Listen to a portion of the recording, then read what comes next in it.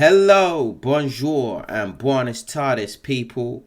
5 top must have cars for men, or successful men at that. Every situation requires the right car. Every meeting, every outing, every venture.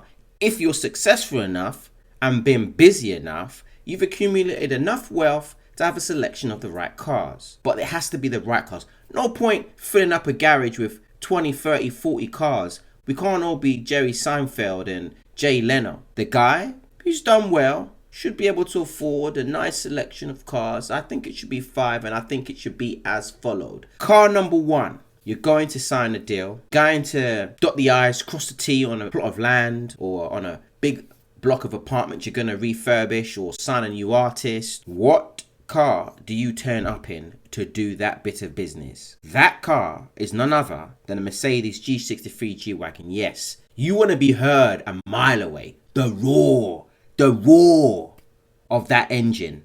Woo! Maron. When you turn up in that, whoever it is that you're dealing with, their chest is shattering. They're nervous. They're scared. They think, is this Colonel Gaddafi or Saddam Hussein? What's going on? Make sure that they're kind of intimidated by you. You don't want to turn up like a pussy, but you need to turn up with fire. That way you have better leverage during negotiation, is what I think anyways. Business is done. You've signed the contracts. You know money's going to be rolling in soon. It's time to take the family out to celebrate. It's going to be the family. You, your missus, and 2 kids. Maybe you got 3, maybe you got 4, maybe you got 1. I don't know, but 2.4 is the average, right? That car, for me, Range Rover SV Autobiography. Now, you see, it's a V8. It's a powerful car. It's a car of status, but it's more refined than the aforementioned Mercedes G63. See, that's for business. That's for war. But the Range Rover is a bit more classy, a bit more gentle, a bit more refined, bit more luxurious, bit more family friendly. This car keeps you and your family safe. It's a powerful beast, 565 horsepower. Jesus. But it's just the most beautiful machine that you've ever seen. The Range Rover SV Autobiography. You've had a great meal. You've dropped the family off. Walked into your walk-in wardrobe. Put on Balmain, Givenchy, Dior, whatever it is that your desired attire might be,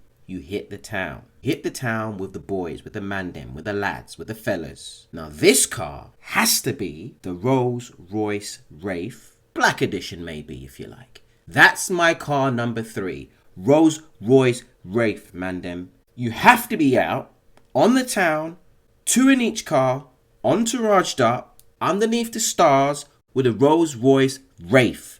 That's the only car that I can see justifies the late night celebration of the deal done earlier on in the day. 2 man up, not 3, not 4. We ain't in the hood trying to roll up on people right now. We're trying to roll down Park Lane. We're trying to be in the Triangle, Mayfair, Knightsbridge, Chelsea, the equivalent in New York, the equivalent in Paris, whatever it is.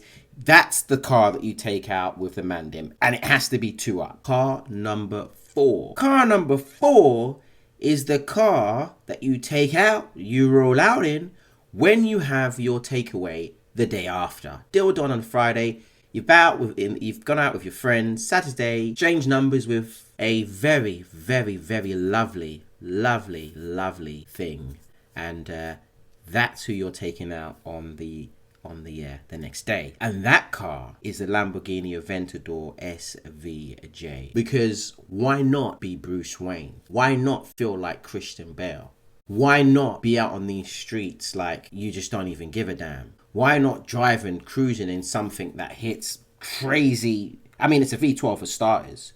But I mean, you're hitting like over 200 miles per hour. Not that you need even 100 of them. You're taking out the little madam that you've got from the night before. You're cruising her around. She's young, she's carefree, she just wants to scream and have fun. Car 5 is really a bonus car.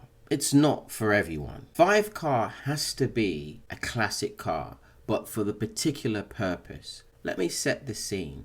You've got yourself a Salma Hayek, Jennifer Aniston, someone slightly older, like a Mrs. Robinson type, and you're the graduate. And it's the car you pick her up in, something that she'll respect, something that she will acknowledge. Because some of these young things out here ain't gonna have understand some of these classic cars. They'll just see it as something old and it's just a waste of money. But Salma Hayek, she'd appreciate what this is. That, for me, my friends, is none other than the James Bond itself. Aston Martin DB5. I mean, look, we can't talk about the stats, you know, the 145 miles per hour, 0 to 60 in like God knows how many seconds. In its day, it was the shit. But that car, my friend, is the classic car you take when you pick her up from Fulham. You hit the A40 onto the country roads to Berkshire. You've got a room at the Clifton House Hotel. I think that's really the only car for me that suits that scenario, that suits that situation. And that's my 5-car challenge. Just to recap, car number 1 to do the deal, the Mercedes G63. Car number 2 to take the family out to celebrate the Range Rover SV Autobiography. Car number 3 to celebrate with a Mandem later on, the Rolls-Royce Wraith Underneath the Stars. Car number 4 to take the little Missy out, Lamborghini Aventador SVJ. And car number 5, the bonus car to take out the classy lady, the Mrs. Robinson type, is the Aston Martin DB5. I am Tug. This has been the Unapologetic Gentleman, Tug Talk. I shall see you soon. Bye, au revoir, and hasta luego.